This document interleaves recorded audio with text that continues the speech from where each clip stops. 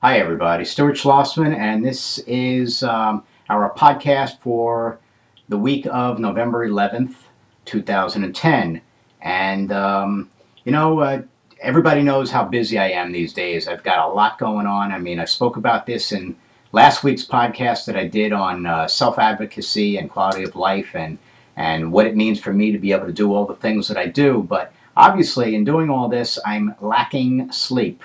Now, is that because of all the stress that I'm under? Is it because of the anxiety? Is it depression? Is it a sleep disorder? Is it MS fatigue? One really doesn't know. So, when I was sent a video by the National MS Society recently from their MS Learn Online program, it was about sleep disorders.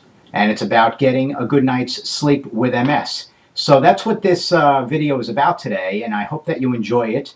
Watch the next segment. It will be about, it'll be from an interview done with a specific doctor about this sleep problem for persons with MS. And then when you're finished, just go about your day and you'll see me again next week. How about that? All right. So maybe I'll be a little bit more rested too, because after the 11th, I have my big MS program happening on November 13th in Miami called the MS Symposium. So again, have a great day. Hope you listen to what's seen in the rest of this podcast, and we'll speak soon, okay? Bye-bye.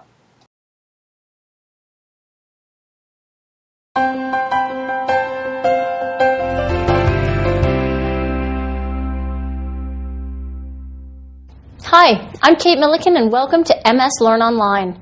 Feeling tremendous fatigue is pretty typical for many people with MS. However, there may be another reason for the extreme tiredness outside of the common fatigue symptom. Many people with MS have trouble falling asleep or staying asleep. Dr. Rock Hyman, Chief of the Division of Neuroimmunology and Director of the MS Center at the University of Pittsburgh, is here to talk with us about sleep disorders. Welcome to MS Learn Online, Dr. Hyman. Happy to be here. So just to start this dialogue, what are some of the reasons that people with MS have sleeping disorders?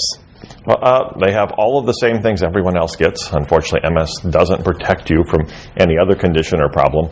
And then our MS therapies, MS itself, dealing with the complications of MS, and so many factors interplay. And certainly there are other factors that everybody, even people without MS, experience, dealing with things like apnea, caffeine, stuff like that. Certainly, and some of the biggest factors on trouble falling asleep or insomnia relate to mood often. And MS is a huge challenge on mood. Mood comes from the brain, not the heart. So we see people who have depression, which frequently can cause unexplained waking up earlier than somebody wants, where they wake up dead tired but not refreshed. Just the opposite, insomnia or anxiety. And certainly, I think the first day people hear they have MS, hardly anyone would go home and sleep well. And the same after any family stressors, change in concerns about your health, your kids' health, you name it. Fear of an episode. Yes, and particularly in the first few years, dealing with anxiety and depression can be important factors, and not getting into the bad habits of drinking coffee late because you were tired and couldn't get everything else done, or not exercising until the very last thing right before bed. Dr. Hyman, are people with MS more prone to sleep disorders? It appears that they are. The common sleep disorders, most people may be familiar with obstructive sleep apnea, heavy snoring, but also stopping breathing at night where oxygen levels may drop, or even simply the work of having to wake up to take every breath can make people more tired during the day. And that may need a sleep study to sort out. But the other more common disorder, I believe, in sleep and MS is the restless leg movement associated with what's called periodic limb movements. The restless legs, uncomfortable feelings or sensations in the legs where you have to move them to get comfortable. So people may get up and out of bed and walk around the bed 3 times, feel great, jump back into bed and hope they fall asleep before the legs get uncomfortable again. But there's also a disorder that while people are sleeping, their leg will stiffen repetitively. It could be every 10 seconds, it could be every 25 seconds. And even if it doesn't wake somebody, it's like your mom coming in the room and grabbing your foot and saying, wake up there. And you get into lighter sleep, and we don't get that good, refreshing, deep sleep that helps us all feel better in the morning. that's something the bed partner may notice. And it can be hard for people with MS to sort those repetitive movements that occur every so many seconds from true spasticity or spasms, which can bother a lot of people with MS too.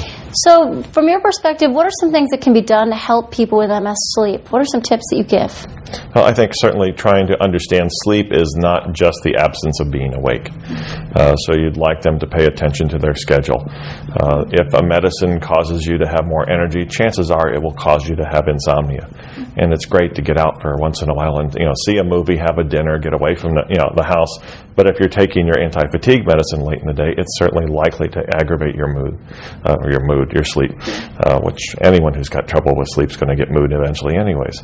But schedule-wise, exercise right before bedtime. Exercise is important in MS, but exercise right before bed kind of ups the metabolism and makes it less likely to get good sleep.